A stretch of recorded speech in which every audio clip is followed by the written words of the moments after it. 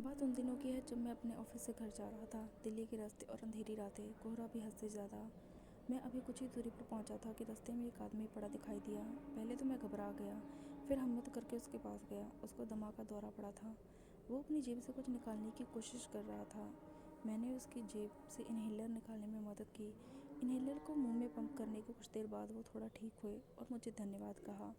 मैंने पूछा, अगर आपको कहीं जाना है तो मैं छोड़ दूँ?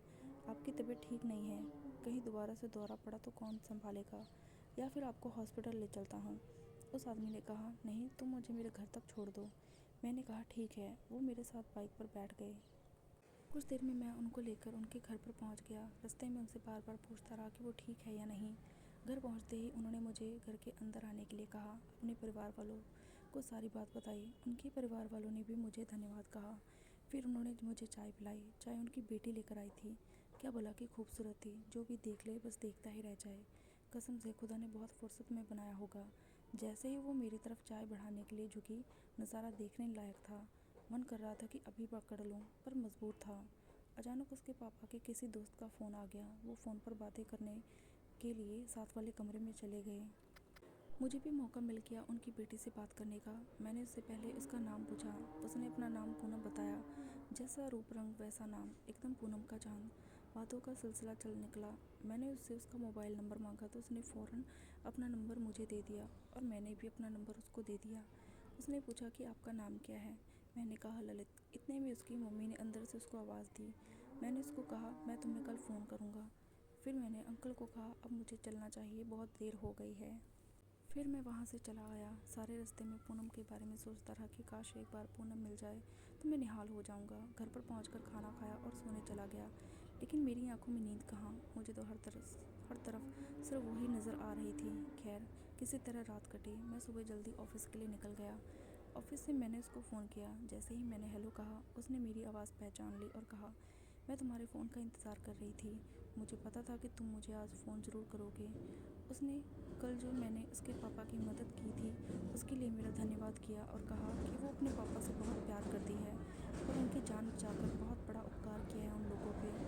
फिर मैंने भी पूनम से कहा, पूनम, मैं तुम्हें कुछ कहना चाहता हूँ, अगर तुम मुझे गलत ना समझो तो कहूँ? तो वो बोली, ललित जी, आप जो कहना चाहती हो कह दो। मैंने कहा, मुझे तुमसे पहली नज़र में प्यार हो गया है। कल सारी रात मुझे नींद नहीं आई। सारी रात तुम्हारे बारे में ही सोचता रहा। मैं कल ही कॉल करने लगा था, पर रात बहुत हो चुकी थी तो नहीं की।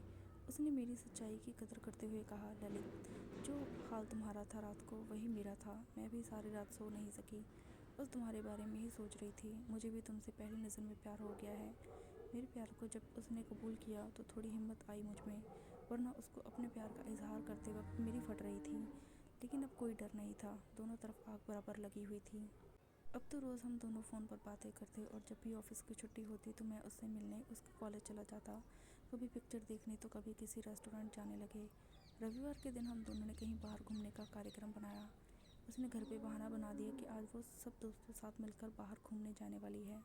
तय वक्त पर मैं उसको अपनी बाइक पर लेकर लवर्स पार्क में पहुंचा और एक सुनसान सी जगह पर, जहाँ कोई हमें तंग करने वाला नहीं था, बैठकर बातें करने लगे।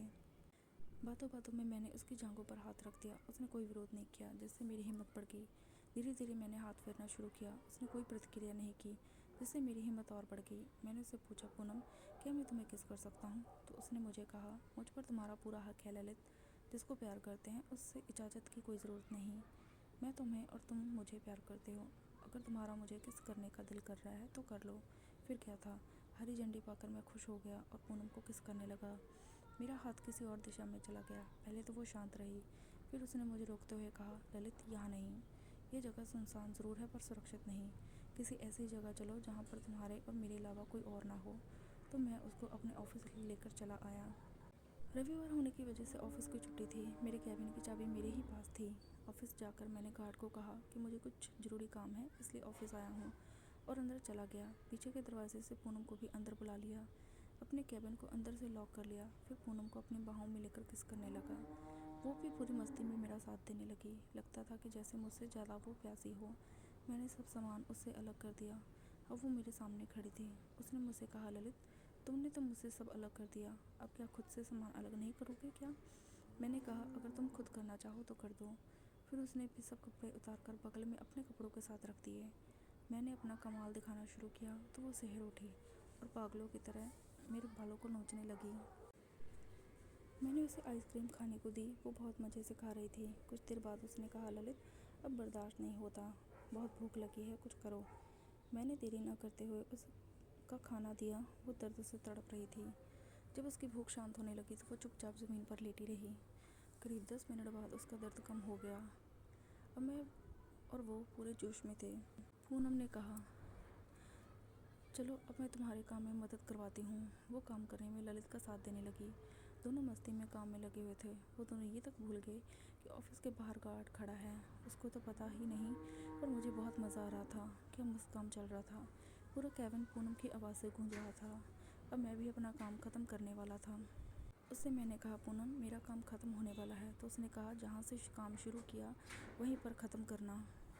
कुछ ही देर में मैं अपना काम ख़त्म करके मैं पूनम पर गिर पड़ा। हम दोनों खड़े हुए, पानी पिया।